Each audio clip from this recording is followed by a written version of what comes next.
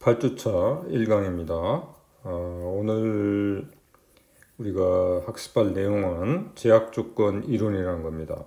영어로는 Theory of Constraints, 그 앞자를 따서 TOC 이렇게 얘기를 하는데요. 이것도 역시 지금 우리가 해온 것처럼 프로세스 개선 철학 혹은 기법의 하나로 여러분들이 이해를 하면 되겠습니다. 이 이론은 아마 여러분들이 처음 접하는 사람들이 꽤 있으리라고 생각이 되는데 약간 어렵게 느낄지도 모르겠습니다.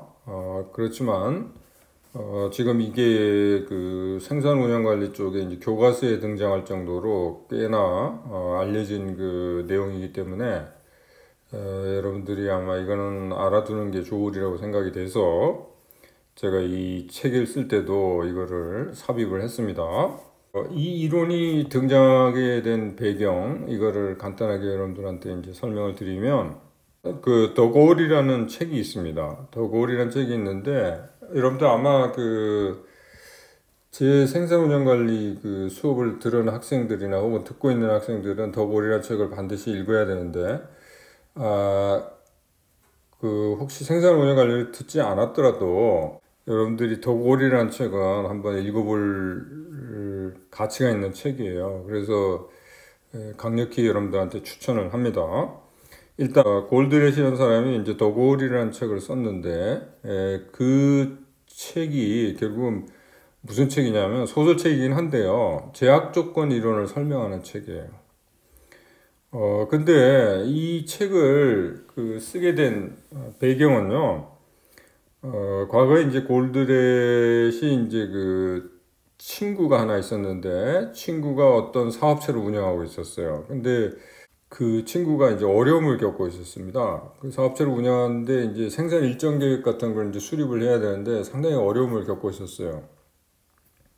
그래서 그 친구를 도와주기 위해서 골드렛이라는 사람이 이제 소프트웨어를 하나 개발을 했어요. 일정 계획을 수립할 수 있는 소프트웨어를 하나 개발을 했는데 친구한테는 물론 도움이 됐죠. 그 소프트웨어가. 근데 이걸 이제 일반 판매로 이제 나섰거든요. 근데 생각보다는 그렇게 판매가 많이 이루어지지는 않았습니다. 근데 이제 그 골드렛이 어떻게 생각했냐면 이게 아마 사람들이 이제 그 원리를 잘 몰라서 이게 판매가 잘 이루어지지 않는다고 이렇게 생각을 한 거죠. 그래서 그 원리를 좀 설명을 하기 위해 가지고 소설책을 하나 쓴 겁니다. 그 소설책이 바로 더 고울이라는 책이에요. 여러분들이 이제 생산 이쪽에 관심이 없더라도 이거는 일상생활에서도 여러분들이 이제 도움이 될 수 있는 그런 내용이 이제 포함되어 있거든요. 그래서 여러분들이 꼭 한번 읽어봤으면 좋겠습니다. 골드렛이라는 사람은 원래 물리학자입니다. 그 물리학자인데 사람이 좀 머리가 좀 비상했던 모양이에요. 그래서 경영학적으로 이 책들을 많이 썼습니다. 비단 이 더 고울뿐만 아니라 굉장히 여러 종류의 책을 썼어요. 뭐 프로젝트 관리와 관련된 책, 혹은 재우 관리와 관련된 책, 뭐 등등 한 7, 8권 정도 쓴 것 같은데요. 더 고울을 읽고 혹시 이제 재미있다고 생각했던 사람은 다른 책들도 읽어보면 도움이 되리라고 생각합니다. 특히 이제 경영학을 하시는 분들은요. 그러면 골드렛이 제시한 제약 조건 이론이 뭔지 이거를 한번 우리가 살펴보도록 하겠습니다. 골드렛이 이제 뭐라고 얘기를 했냐면 어떤 프로세스라도 하나 이상의 병목은 있으며 이러한 병목이 프로세스 아웃풋을 제한한다고 이렇게 얘기를 했습니다. 이게 뭐냐면 기업의 이제 활동을 한번 생각해 보면 기업이 이제 수익을 창출하기 위한 여러 가지 활동들이 있지 않습니까? 근데 그 활동들이 이게 연결이 되어 있다는 거죠. 그렇죠? 연결이 되어 있는데 그 중에 꼭 보면은 병목이 하나 있다는 거예요. 여러분들 병목이 뭔지는 알죠? 보틀넥. 그러니까 그 병목에서 항상 정체가 된다는 거죠. 그죠? 그래서 정체가 돼서 실질적으로 이제 전체 프로세스가 그 병목으로 인해서 제한을 받게 된다는 이제 그런 뜻이 되겠습니다. 그래서 이 경우에 병목의 이용을 최대화하고 그에 맞추어서 비병목 이런 것들이 일정 계획을 세우면 아웃풋을 최대화할 수 있다는 거예요.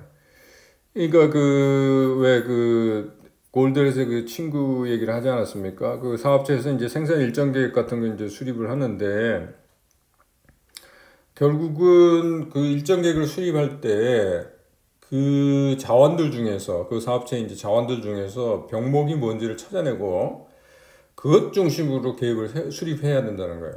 그리고 다른 비병목들은 그 병목에 맞춰주면 된다는 거예요. 그러니까 병목 중심으로 모든 게 계획이 수립이 돼야 된다는 겁니다. 그 뜻이에요. 그리고 병목에서 처리할 수 있는 것 이상으로 다른 프로세스의 효율성을 높이는 것은 소용이 없다는 거죠. 이게 이제 조금 이따 우리가 체인 원리를 얘기를 할 텐데, 그 체인을 한번 생각해 보시면은, 이렇게 고리들이 연결돼 있잖아요. 체인들이. 연결돼 있는데, 그 체인의 그 강도를 한번 보시면은, 체인을 양쪽에서 잡아당긴다고 한번 생각해 보면, 체인이 이제 끊어지는 지점이 있죠? 끊어지는 지점이 그게 바로 그 체인의 강도에 있어가지고는 그게 병목이에요.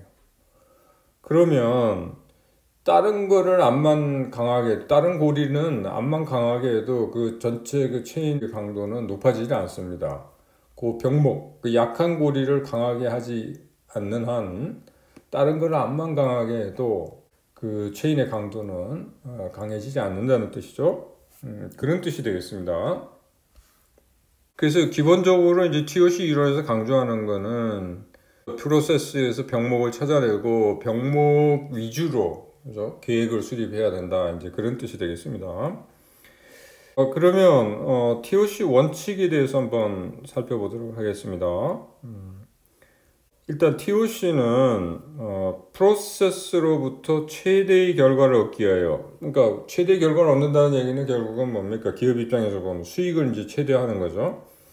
그러기 위해서는 기업의 제약 조건을 확인하고 관리하는 시스템적 사고에 기반을 두는 기법이다. 이게 무슨 뜻인가 하면 이 전체를 봐야 되는 거예요. 그러니까 시스템 전체를 봐서 그 중에서 가장 약한 부분, 그죠? 그거를 확인을 하고 그것 위주로 관리가 되어야 된다. 이제 그런 뜻이 되겠습니다. 사실 이제 여러분들 왜 그 가치 체인이라는 거 한번 들어보시죠? 가치 체인이라는 게 뭐냐면 밸류 체인이요. 밸류 체인이라는 건 기업이 이제 결국은 수익을 이제 창출하게 되는데 그 수익을 창출하기 위해서는 기업의 여러 활동들이 이렇게 연결이 돼 있다는 거죠. 그죠? 그래서 결국은 그 중에 하나가 문제가 생기면 약하다 그러면은 전체적으로 그 최종적으로 나오는 그 기업의 수익 있잖아요. 그게 영향을 받는다는 거죠.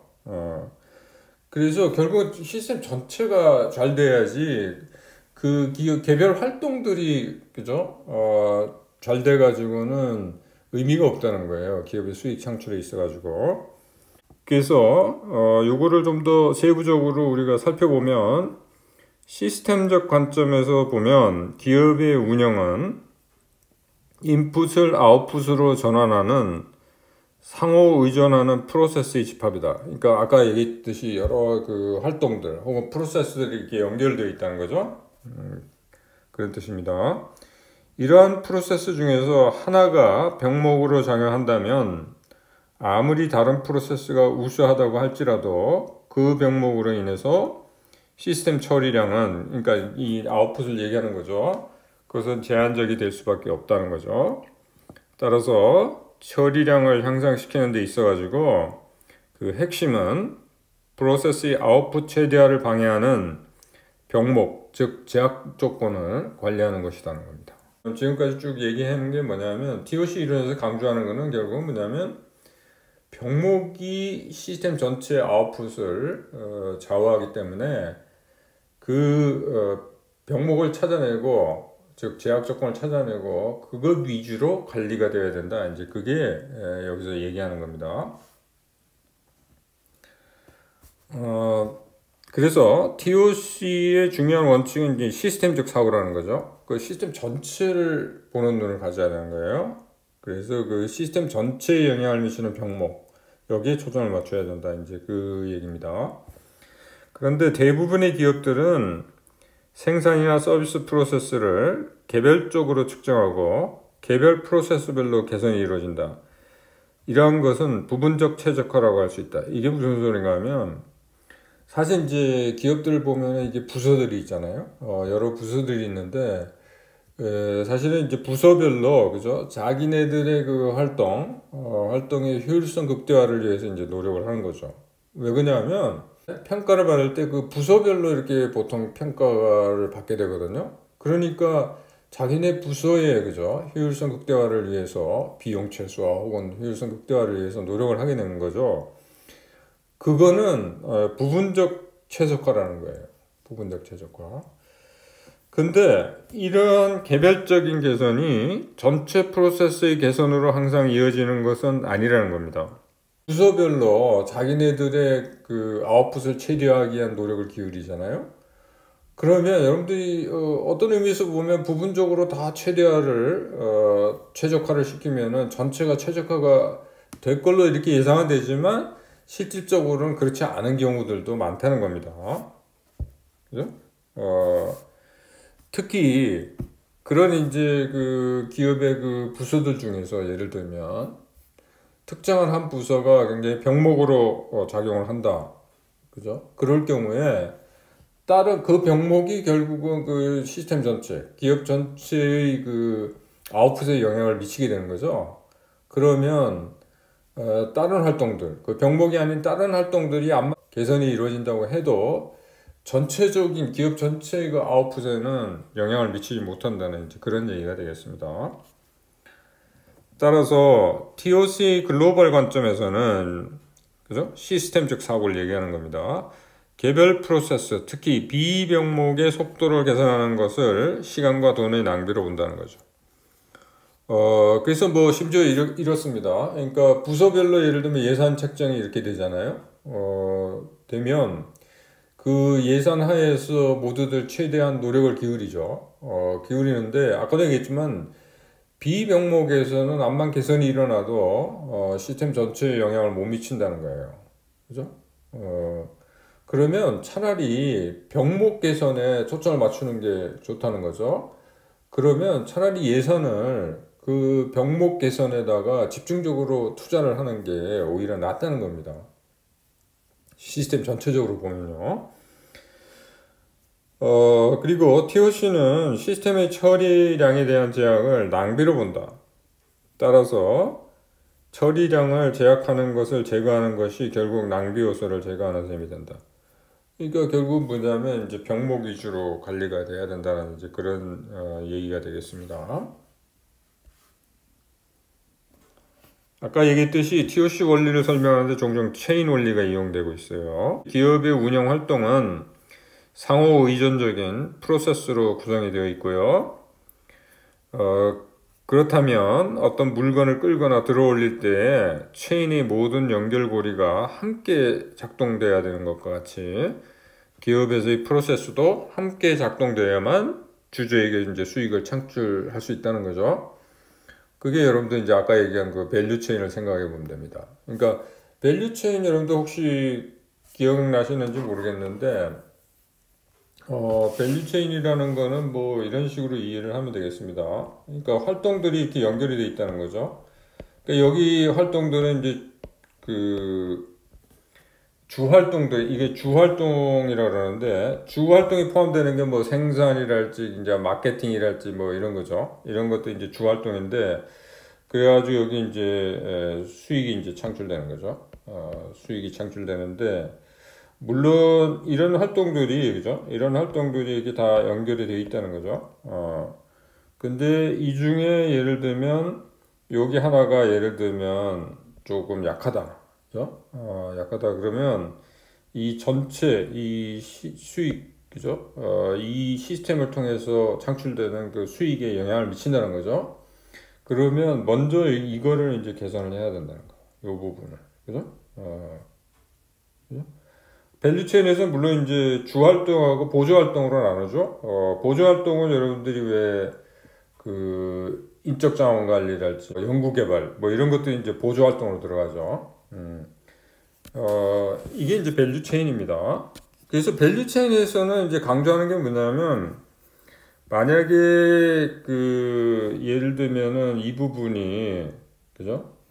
자기가 기업 자체에서 하기가 힘들어요. 그러면 아니면 약해요. 그러면 아웃소싱을 통해서라도 이걸 강화해야 된다는 거죠. 그러니까 밸류체인에서 이제 그걸 강조를 합니다. 그래서 결국은 여기 체인 원리가 얘기하는 거는 결국은 뭐냐면 체인의 경우에 체인의 전체적인 강도는 가장 약한 연결고리에 의해서 결정되는 것처럼 기업의 경우에도 프로세스 전체의 능력은 가장 약한 프로세스의 능력에 의해 제한된다는 거예요. 그래서 체인을 전체적으로 이제 강하게 만들려면 가장 약한 연결고리를 강하게 만들어야 된다. 이제 그겁니다. TOC에서는 다음 두 가지가 이제 핵심이라는 겁니다. 기업의 목표는 수익을 창출하는 거다. 이거는 뭐 당연한 거죠. 기업의 목적이라는 게 결국 돈 버는 거 아닙니까? 그러니까 수익을 창출하는 거고, 그 다음에 상호 의존적인 프로세스로 구성된 시스템의 수익 창출 능력은 시스템의 성능을 제한하는 병목에 의하여 제한된다는 것이다. 그죠? 지금까지 우리가 쭉 이거를 얘기를 해왔죠. 그래서 나중에 이제 이 개선 프로세스가 있어요. TOC 이론에서 나오는 이제 5단계 개선 프로세스가 있는데, 그거 나중에 우리가 거기에 대해서 한번 살펴보도록 하겠습니다. 그래서 체인의 능력을 높이기 위해서는 가장 약한 연결고리를 찾아서 그것을 강화해야 하며, 다른 강한 연결고리를 아무리 더 강화해도 체인 전체의 강도는 향상되지 않는다는 거예요. 그러니까 시스템적으로 이걸 생각을 해야 된다는 겁니다. 그래서 기업의 경우에도 기업이 수익을 창출하는 데 제약이 되는 병목을 강화하는 데 초점을 맞춰야 된다는 거고요. 병목에서 잃어버린 아웃풋은 기업 전체의 수익 감소로 이어지며, 병목이 아닌 자원의 성능 향상을 위한 최적화 노력은 기업의 현금 창출률을 증가하는 데 도움이 되지 않는다는 거 쭉 우리가 얘기해왔던 거죠. 매니저들은 시스템 전체의 성능 최적화를 위해서는 나무가 아니라 숲을 보는 시각을 가져야 된다는 거. 전체를 생각해야 됩니다. 시스템 전체.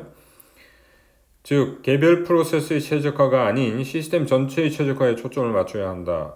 그거고요. 근데 이게 문제가 뭐냐면 일반적으로 매니저들 이러한 것에 익숙하지가 않다는 겁니다.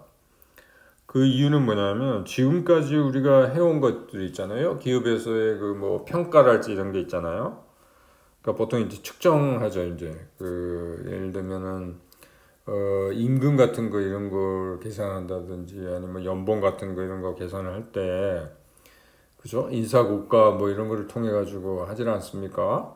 근데 그 측정하는 방법들이 이 시스템 전체 최적화를 위한 측정치가 아니라 아까 얘기한 그 부분적 최적화 있죠? 거기에 맞춰져 있어요. 그러니까 부서별 평가를 한다든지 뭐 이런 식으로. 그러니까 회사 전체에 대한 기여도를 측정하는 게 아니라, 그러니까 개별 부분에 대한 그 최적화에 대한 그 기여도 이런 걸 가지고 측정을 하기 때문에, 거기 아까 되어 있지만 비병목의 경우에는 암만 열심히 한다고 해가지고 그죠? 그 회사 전체의 그 수익 창출에는 도움이 되지 않을 수도 있잖아요. 그런 것들이 이제 문제라는 겁니다. 이게. 그래서 시스템 전체적으로 보는 그런 시각 이런 것들이 이제 결여되어 있다는 거죠.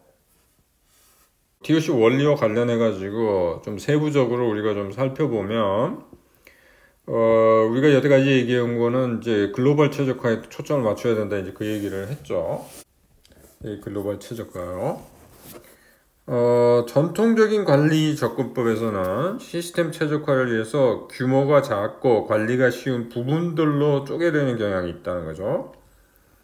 그래서 뭐 대규모 기업의 운영을 위해서는 여러 개의 자율적인 운영 부분으로 분리해서 운영하며 본사는 조정 역할만 하려는 이런 경향들이 있죠. 그래서 이 쪼개진 그 운영 단위들 있죠. 이거는 개별적인 수익 센터로서의 역할을 하고 목표도 할당을 받는데 따라서 개별적 성과 향상에만 초점을 맞추겠다는 거죠. 근데 이제 여기서 이제 생각은 뭐냐면 운영 단위별로 최적화가 되면, 그죠? 그러면 전체적으로도 이제 향상이 될 거라는 그런 기대 속에서 이런 거를 한다는 거예요. 그런데 부분적 최적화는 기업의 목표 달성에 도움이 되지 않는 경우들이 있다는 겁니다. 물론 이게 100% 이게 뭐 도움이 된다 안 된다 이런 뜻은 아니고요. 부분적 최적화에 문제점이 있을 수가 있다는 겁니다. 그래서 전체 시스템의 성과 향상을 위해서는 특정 기능들을 개별적으로 향상시키는 데 초점을 맞추는 것으로는 충분하지 않다는 겁니다. 그 이유는 부분적 최적화를 추구하는 것이 여러 다양한 기능 간의 상호 의존적인 관계 무시하기 때문인데, 그 예를 한번 들어보면요.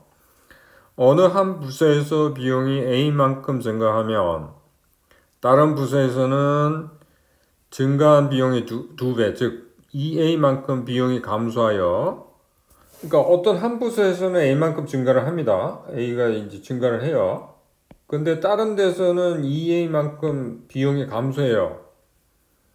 그러면 이걸 전체적으로 보면은 이득이 되는 거죠. 그죠?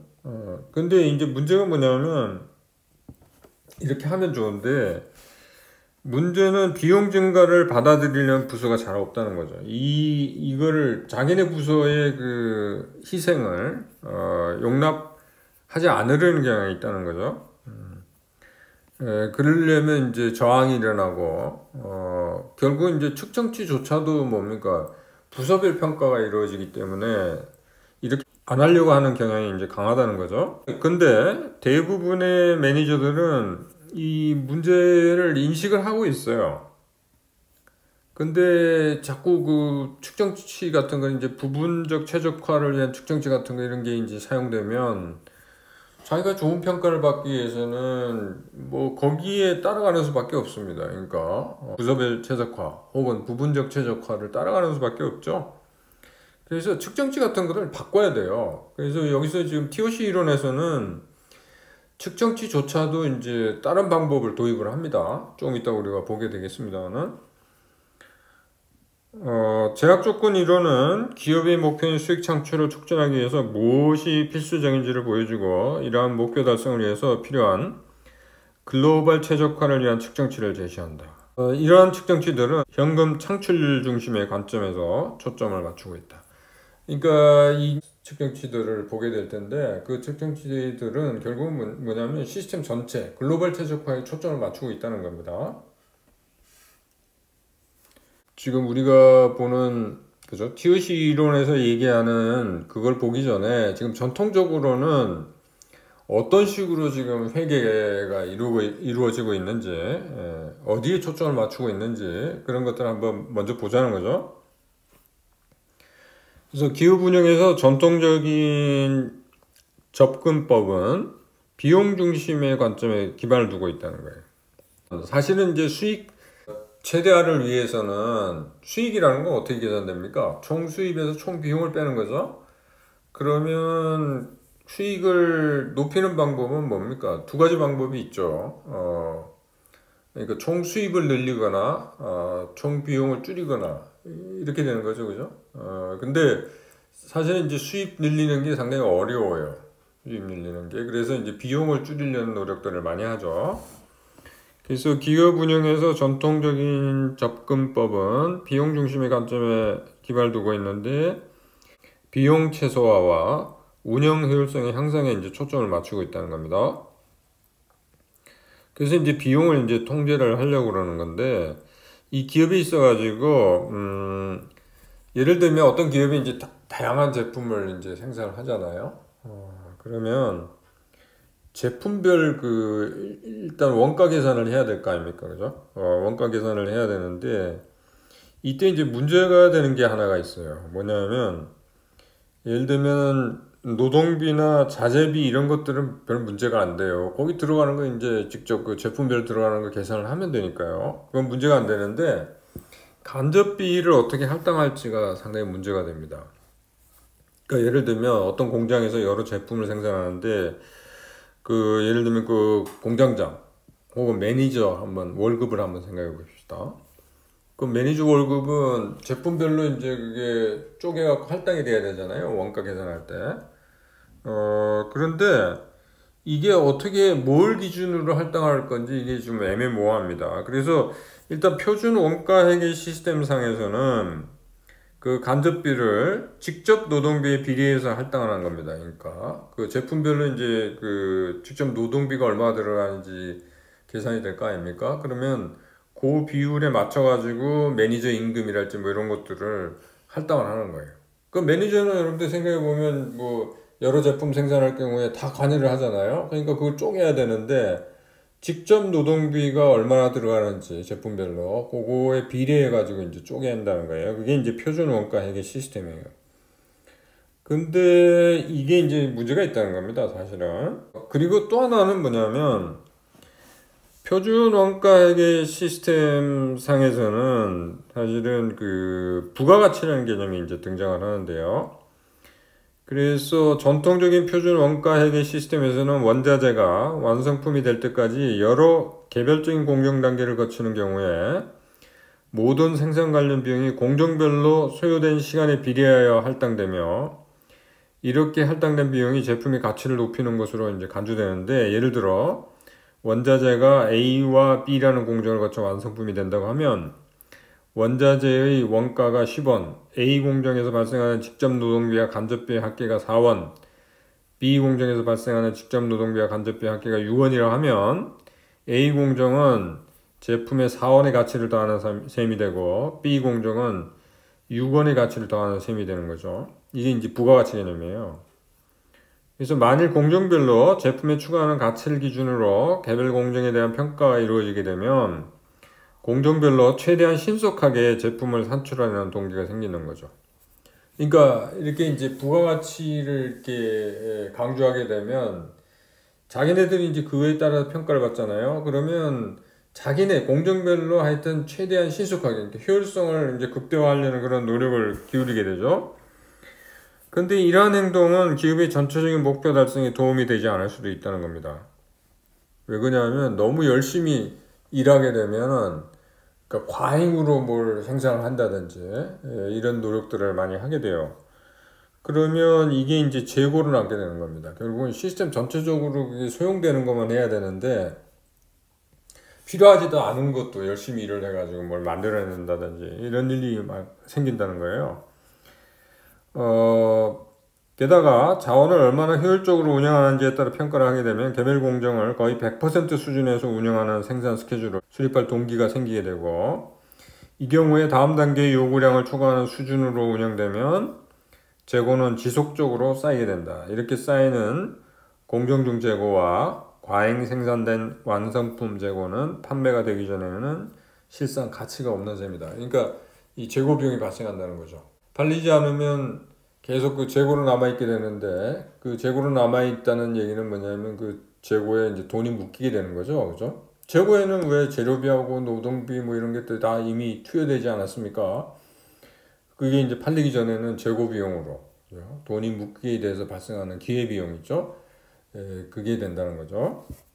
아까 표준 원가 회계 시스템 얘기가 나왔었는데, 그래서 그 간접비 할당할 때 이제 표준 원가 회계 시스템이 이제 문제가 있거든요. 그래서 그러면 공평하게 그 매니저가 여러 제품 생산에 있어 가지고 얼마나 제품별로 얼마나 기여했는지에 따라서 할당을 하자. 그죠? 그럴 경우에 좀 이제 이론적으로는 이게 굉장히 합리적인 것 같은데요. 그래서 이게 활동 중심의 원가 회계라고 그래요. 그래서 활동 중심의 원가 회계 시스템에서는요, 자원의 운영 비용을 여러 제품에 직접 할당하는 게 아니고 특정 제품을 생산하는 데 관여되는 활동을 파악하고 그러한 활동의 비용을 산출하는 것입니다. 근데 이게 사실 이제 그 굉장히 뭐 이론적으로는 합리적이고 간단한 것 같은데요. 실제적으로는 상당히 어려움이 있다는 겁니다. 왜 그러냐면 그 활동과 관련된 자료 수집이 필요한데 이 자료 수집이 상당히 어렵다는 거예요. 그리고 비용을 할당하는 기준 활동을 선정할 때도 객관적이 아니라 임의성이 존재한다는 건데요. 이게 무슨 뜻이냐면 여러 활동들이 동시에 관련된 경우에 그 모두를 반영하는 할당 기준을 찾는 것이 어렵다는 겁니다. 거기다가 할당 기준을 잘못 선정하면 기업이 원하는 것에 반하는 결과를 초래할 수 있다는 거예요. 이게 굉장히 중요한데요. 예를 들면은 만일 구매 관련 비용이 구매 요청 횟수를 기준으로 부서들에게 할당을 한다고 하면 구매 요청 횟수를 감축하려는 동기가 생겨야 된다는 거죠. 그러니까 구매 요청 횟수를 기준으로 이제 그 비용을 할당한다고 봅시다. 그러면 요청 횟수가 많으면 비용이 많아지게 되는 거죠. 그러니까 구매 요청 횟수를 줄이려는 동기가 생기게 되죠. 비용을 줄이려면, 그죠? 그러면 어떻게 되냐면 주문 같은 경우에 그 횟수를 줄이게 되면 무슨 일이 생기냐면 한 번 주문할 때 굉장히 많은 양을 주문을 하게 돼요. 그러니까 여러 번 주문하게 되면은 일회 주문량이 이제 작아지게 되는데 주문 횟수를 줄이게 되면 한 번에 주문량이 많아질 거 아닙니까? 그죠? 그러면은 이게 무슨 문제가 생기게 되냐면 보유 재고 수준이 높아져요. 그래서 결국은 재고 비용이 많이 발생하게 됩니다. 그런 문제가 생기게 되는 거예요. 그래서 이 활동 중심 원가 회계 시스템도 사실은 상당히 좀 문제가 있다는 거죠. 그래서 TOC에서는 이것도 배제를 합니다. 지금 좀 어려운 얘기를 하고 있습니다만은, 그러니까 표준 원가 회계 시스템하고 지금 좀 활동 중심 이걸 지금 얘기를 하고 있는데, 회계 관련 얘기를 해서 아마 회계 쪽에 익숙지 않은 사람들은 이게 무슨 얘기인가 지금 상당히 그 어려움을 겪으리라고 생각을 합니다. 일단 아까 얘기했던 그 부가가치 얘기 있잖아요. 그러니까 부가가치는 이게 그러니까 부서별 평가라고 생각하면 되는 거예요. 그러니까 부서별 평가를 하게 되면 자기네들 나름대로는 최적화를 위해서 노력을 많이 한다는 거죠. 그렇게 되면 시스템 전체적으로 문제가 생길 수 있다는 거예요. 근데 지금 우리 지금 원가 회계 시스템에서는 지금 부가가치라는 개념이 이용되고 있습니다. 이용되고 있는데 이게 이제 문제가 있다는 거예요. 문제가 있다는 거고 활동 중심의 원가 회계 시스템도 이게 지금 문제가 있다는 거예요. 그죠? 지금 얘기했듯이 기준을 잘못 잡으면 이런 문제가 있다는 거예요. 그러니까 아까 뭐 주문과 관련된 얘기 하지 않았습니까? 그래서 TOC에서는 이런 것들이 이제 지금까지 우리가 사용하는 이런 원가 회계 시스템이 문제가 있기 때문에 새로운 것을 이제 제시를 합니다. TOC에서는. 여기서 제시한다는 얘기는 결국 뭐냐면 시스템 전체를 보는 시각에서 만들어진 거라고 보면 되겠습니다. 그래서 그걸 뭐라고 하냐면 스루풋 관점이라고 그래요. 스루풋 관점. 그래서 제약 조건 이론에서는 기업의 목표는 수익을 창출하는 거고 시스템의 제약 조건이 아웃풋을 결정한다고 보고 있다는 건 뭐 이미 말씀을 드렸고요. 그래서 의사결정이 글로벌 시각을 가지고 기업 전체의 목표 달성을 위한 방향으로 이루어져야 한다는 거죠. 그래서 TOC에서는 이제 측정치가 그 표준 원가 회계 시스템에서 이용하는 그런 측정치하고 조금 다릅니다. 그래서 여기서 세 가지 측정치가 등장을 하는데요. 하나는 이제 스루풋이라는 개념이 등장해요. 이 스루풋이라는 개념은 시스템의 매출을 통해서 수익을 창출하는 비율 이렇게 이해를 하시면 되고 그 다음에 재고 개념이 등장하는데요. 이거는 시스템이 판매를 목적으로 구입하는 데 투자한 금액 이렇게 이해를 하시면 되고 운영 비용은 재고를 스루풋으로 전환하는 데 시스템이 지출한 금액 이렇게 보면 되는데 이게 지금 용어는 재고하고 운영 비용 이거는 뭐 일상적인 용어긴 합니다만은 거기에 들어가는 내용이 조금 달라요. 그 일반적인 표준 원가 회계 시스템하고요. 이러한 측정치들은 글로벌 측정치이며 제품 원가 산정하는 데 이용되는 간접비의 할당과 같은 근사치 접근법으로 인한 왜곡도 발생하지 않는다. 그러니까 아까와 같은 뭐 그런 문제도 있었죠. 활동 중심 원가 회계 시스템, 그다음 표준 원가 회계 시스템 이런 데서 발생하는 그런 문제들 있잖아요. 그런 게 이제 발생하지 않도록 만든 겁니다. 그래서 스루풋은 어떻게 계산되냐면 매출액에서 변동비를 빼는 걸로 계산이 되는데 변동비에는 직접 재료비만 포함됩니다. 그러니까 여기 사실은 뭐 직접 노동비 이런 것들도 포함되는 게 일반적이죠. 그런데 이거는 직접 노동비는 여기에 포함되는 게 아니라 변동비에 포함되는 게 아니라 즉 운영비용에 포함된다는 거예요. 이게 좀 특이합니다.